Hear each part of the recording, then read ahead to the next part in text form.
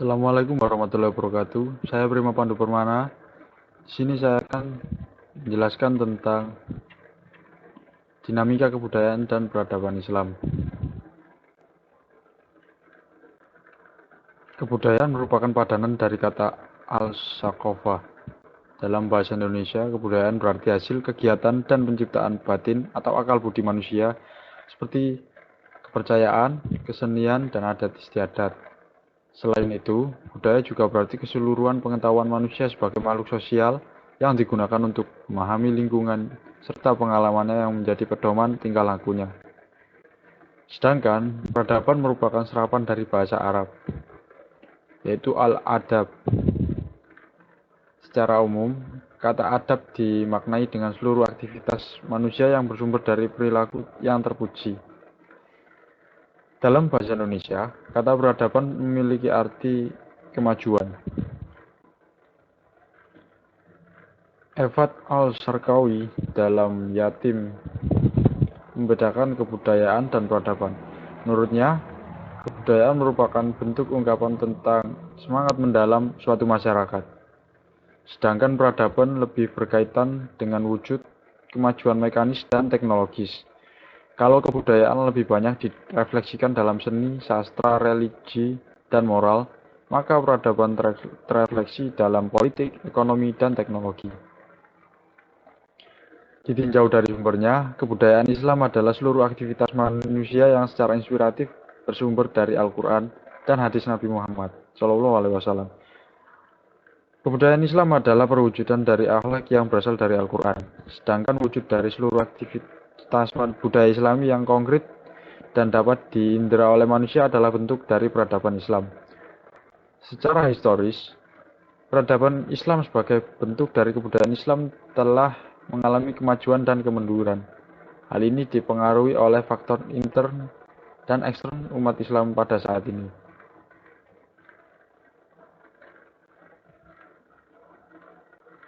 Sebab-sebab kemajuan umat Islam.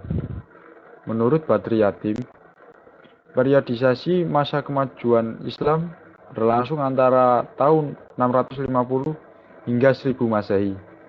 Masa ini adalah masa tiga kekhalifahan, yaitu Khalifah Rashidah atau Khulafaur Rasyidin, lalu kekhalifahan Bani Umayyah, dan Khilafah Bani Abbas.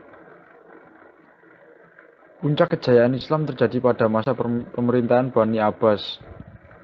Pada masa ini, Baghdad sebagai pusat pemerintahan Abbasiyah menjadi rujukan dan sentral ilmu pengetahuan di seluruh penjuru dunia. Kemajuan ini menurut Huda dipengaruhi oleh dua tradisi yang sama-sama mengantarkan masyarakat Arab pada sebuah budaya yang maju dan progresif. Pertama, masyarakat Arab pada saat itu mulai memiliki budaya menulis. Budaya ini terinspirasi oleh Al-Quran, sebuah mukjizat yang berbentuk teks bahasa. Dengan turunnya Al-Quran, umat muslim banyak menulis tafsir dan hadis Nabi. Kedua, penerjemahan filsafat dan logika Yunani mempengaruhi pola pikir ilmuwan Arab untuk berpikir secara sistematis. Salah satu keunikan peradaban Islam adalah adaptif dan terbuka dalam menyerap dan mengadopsi unsur-unsur peradaban besar dunia, seperti Yunani, Persia, India, dan Cina. Peradaban serapan itu kemudian dikembangkan secara kreatif dan inovatif dengan menonjolkan unsur-unsur Islam. Lalu sebab-sebab kemunduran Islam setelah mencapai puncak kemajuan peradaban Islam kemudian mengalami masa kemunduran. Penyerbuan tentara Mongolia ke Baghdad yang dipimpin oleh Genghis Khan dan Hulagu Khan pada pertengahan abad ke-13 memastikan keruntuhan peradaban Islam. Pasukan Mongolia membumi hanguskan Baghdad beserta istri dan penghuninya. Pusat-pusat pengembangan ilmu pengetahuan dan perpustakaan dihancurkan. Buku-buku dan warisan intelektual dibakar dan dibuang ke laut. Para sarjana dan ulama dibunuh. Penduduk dibantai. Khalifah Al-Mutasim ikut terbunuh dalam penyerbuan tersebut. Menurut analisis para sejarawan, keruntuhan dan peradaban Islam disebabkan setidaknya oleh dua hal, politik dan moral. Secara politik, telah terjadi friksi dan konflik di antara putra mahkota yang melibatkan kekuatan militer untuk saling berebut kekuasaan. Parahnya, pemerintah pusat tidak mampu mengatasi pemberontakan penguasa lokal dan gubernur di daerah karena kehilangan otoritas dan kewibawaan politik. Secara moral, para penguasa kehilangan kredibilitas karena berperilaku nista dan meninggalkan ajaran Islam. Mereka menjadi penguasa serakah, pemuja harta, tahta, dan wanita. Dikisahkan, Khalifah Al-Mutawakkil punya selir sebanyak 4.000 orang. Khalifah Al-Amin memelihara Ghilman atau budak laki-laki yang dijadikan harem dan berpraktik homoseksual. Khalifah Al-Mu'taz hidup berkelimang dalam harta dan kemewahan, berkuda dengan pelana emas dan baju perang berlapis intan di tengah-tengah penderitaan rakyat.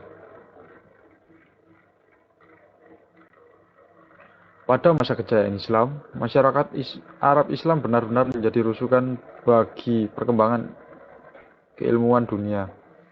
Para pecinta ilmu pengetahuan dari berbagai penjuru Eropa Barat seperti Italia, Prancis, Swiss, Jerman, dan Kepulauan Inggris berdatangan ke Andalusia. Mereka datang untuk memahami ilmu pengetahuan dan budaya Arab Islam untuk kemudian menyebarkannya ke berbagai penjuru di Eropa. Di Eropa terdapat lembaga-lembaga terjemah yang menerjemahkan khasanah pemikiran dan keilmuan Arab Islam. Di antaranya yang terdapat di Universitas Cordoba yang berpusat di Masjid Cordoba, Sekolah Tulaitullah atau Toledo, dan Sekolah Salerno. Pada saat itu, banyak sekali ilmuwan muslim yang menjadi pelopor perkembangan ilmu pengetahuan di bidang seperti matematika, geometri, astronomi, fisika, kimia, kedokteran, IPA, farmasi, geografi, pelayaran, bahasa, sastra, dan lain sebagainya. Jaudah pada tahun 2007 mengklasifikasi ada 147 ilmuwan terkemuka dalam sejarah Islam. Di antara mereka adalah Jabir bin Hayyan, Muhammad bin Musa Al-Khawarizmi, Al-Kindi, Ibnu Sina, Sabit bin Qurrah.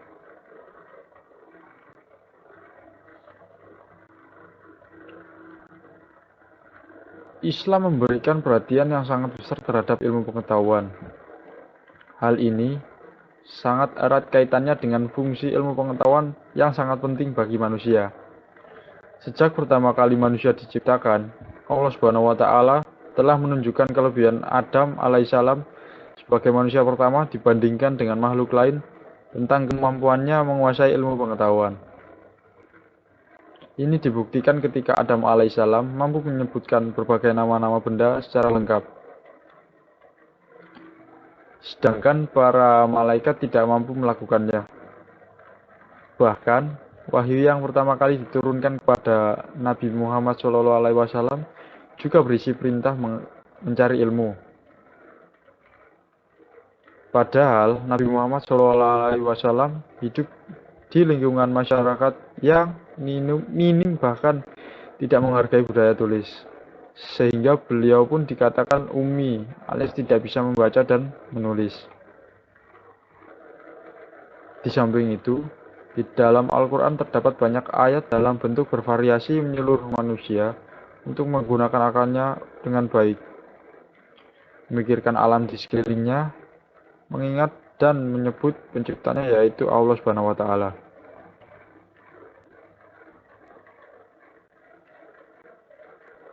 Jumlah ayat yang memerintahkan manusia menggunakan akalnya untuk berpikir antara lain surat Al-Hajj ayat 46, Al-Imran ayat 190-191, surat Ar-Rum ayat 8, Surat Al-Ankabut ayat 43, Surat Al-A'raf ayat 185, Surat Al-Fatir ayat 27-28, Surat Yunus ayat 101, Surat Luqman ayat 29, dan 31, Surat Ibrahim ayat 32-34, dan Al-Anbiya ayat 30 serta 31. Sejarah Islam juga menyebutkan bahwa saat umat Islam meraih kemenangan dalam Perang Badar, umat Islam mendapat banyak tawanan. Uniknya, para tawanan tersebut bisa bebas bila mereka mengajarkan baca tulis bagi umat Islam. Sebuah kebijakan yang sungguh tidak lazim bagi masyarakat Arab saat itu. Islam sebagai agama samawi terakhir secara potensial memiliki kemampuan untuk menjadi rujukan seluruh khasanah ilmu pengetahuan.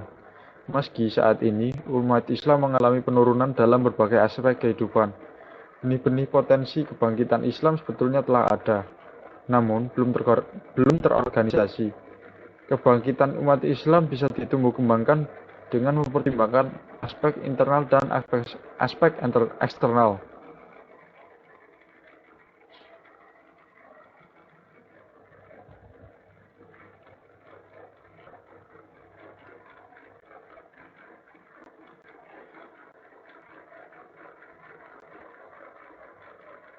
Semangat bangkit dari keterpurukan umat Islam bisa dimulai dari potensi internal yang dimiliki oleh umat Islam.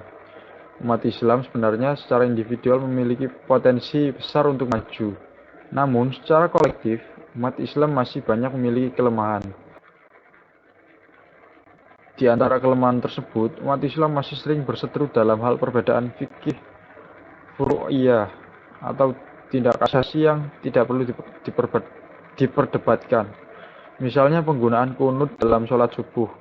Harusnya energi umat Islam diarahkan untuk mengkaji ayat-ayat Al-Quran dan ayat-ayat kauniyah berupa fenomena alam semesta demi mengembangkan ilmu pengetahuan. Umat Islam memiliki kepercayaan diri yang kuat untuk bisa bangkit dari keterpurukan dengan seluruh potensi yang dimilikinya. Potensi-potensi ini didasarkan atas pemahaman yang mendalam terhadap Al-Quran dan hadis Nabi.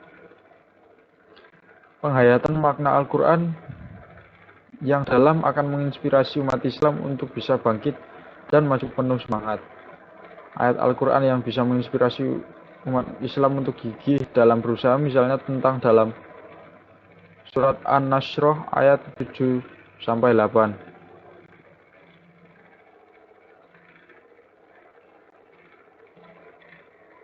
Umat Islam seharusnya tidak menutup diri dari tradisi dan ilmu yang datang dari umat non-muslim.